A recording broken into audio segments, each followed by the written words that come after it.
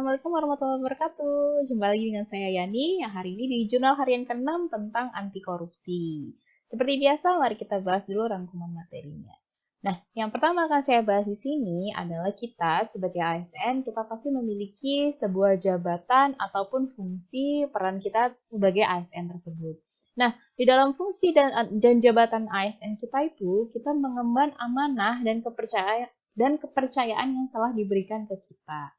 Dan anti korupsi ini yang saya dapatkan dari mata diklat ini adalah bagaimana sih kita mau menjaga amanah dan kepercayaan itu. Bagaimana kita bertanggung jawab terhadap amanah atau kepercayaan yang sudah diberikan ke kita. Karena korupsi itu tidak selalu berhubungan dengan uang. Bukan hanya anti korupsi itu kita berbicara tentang anti dalam menolak gratifikasi, maksudnya anti gratifikasi, anti terhadap suap dan sebagainya. Korupsi itu bisa banyak.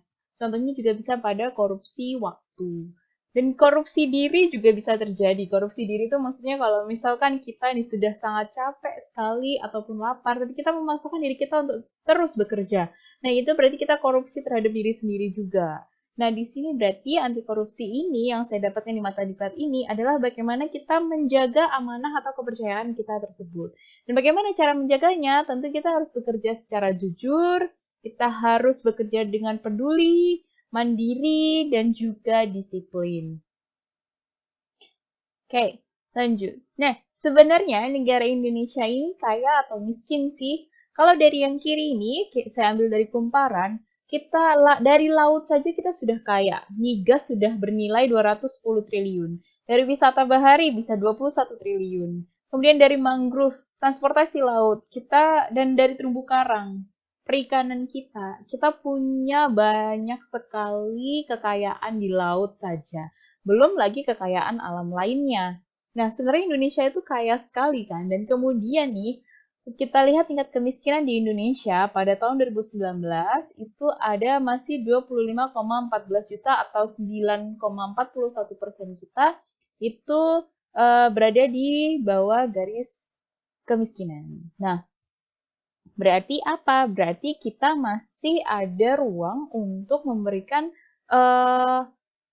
kekayaan Indonesia ini kepada orang-orang yang tepat. Nah, salah satunya adalah kita dengan menggalakkan anti korupsi. Jadi, tapi ini kita sudah lihat ya bahwa tingkat kemiskinan Indonesia sudah mulai turun, sudah mulai baik. Nah, tapi kita karena masih ada 9% masyarakat Indonesia ini berada pada garis kemiskinan ini, nah berarti kita masih bisa memberikan yang terbaik untuk mereka dari kekayaan kita ini, dan itu adalah caranya dengan anti korupsi ini. Dan ini yang menarik pada anti korupsi bahwa korupsi di sini rumusnya adalah monopoli ditambah discretion dan dikurangi accountability. Maksudnya apa ini? Maksudnya jika discretion itu adalah wewenang untuk menentukan kebijakan. Nah, kalau nih suatu lembaga punya discretion ataupun punya wewenang untuk menentukan kebijakan dan kemudian lembaga itu kemudian memonopoli dan yang sudah dimonopoli tersebut ternyata tidak diikuti dengan akuntabilitasnya. Inilah yang kita akhirnya menyebabkan terjadinya korupsi. Jadi aneka ini selalu berhubungan ya. Ini kemarin kita membahas tentang akuntabilitas dan kemudian hari ini kita membahas tentang anti korupsi. Ini masih berhubungan sekali dan ini sangat menarik ya. Oke, dalam feedback dan diskusi ini yang menarik lagi menurut saya adalah ini. Jadi dibilang di situ bahwa di Finlandia itu mereka malu untuk melakukan korupsi, tapi di Indonesia kok nggak malu. Dan itu saya tanyakan, bagaimana sih kita membudayakan agar malu kita untuk korupsi? Dan di situ dijawab, dan itu menurut saya menarik sekali. Bule di Indonesia itu juga tidak mengikuti aturan. Contohnya ini, hanya pakai bikini saat naik motor, nggak pakai helm, nggak mengikuti peraturan yang ada di Indonesia. Dan mereka bule ini padahal di negaranya itu mereka disiplin, tapi nyampe Indonesia kok tidak. Dan kemudian kita versuskan lagi dengan orang-orang Indonesia yang ada di luar negeri. Mereka mengikuti disiplin dari negaranya. Berarti permasalahannya di sini adalah bukan hanya dari sikap malunya.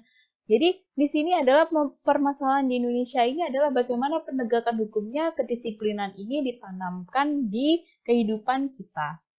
Oke, yang terakhir adalah bagaimana saya mengaplikasikan anti korupsi ini pada dosen. Yang menarik di sini, dosen ini tidak akan lepas dari yang namanya gratifikasi. Pasti ada saja yang memberi karena dianggap kita membantu atau apa, padahal kita biasanya hanya memberikan yang sesuai dengan kemampuan mahasiswa tersebut.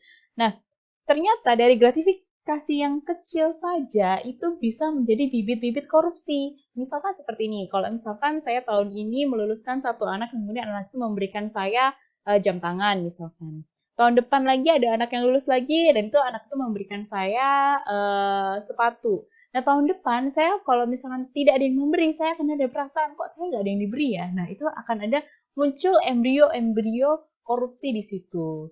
Nah, jadi kita sebagai dosen sepatutnya adalah tidak menerima gratifikasi dalam bentuk apapun karena kita sebagai ASN kita harus melayani masyarakat dengan baik dan dari hati untuk masyarakat. Oke, sekian dulu jurnal kali ini. Thank you. See you in next journal.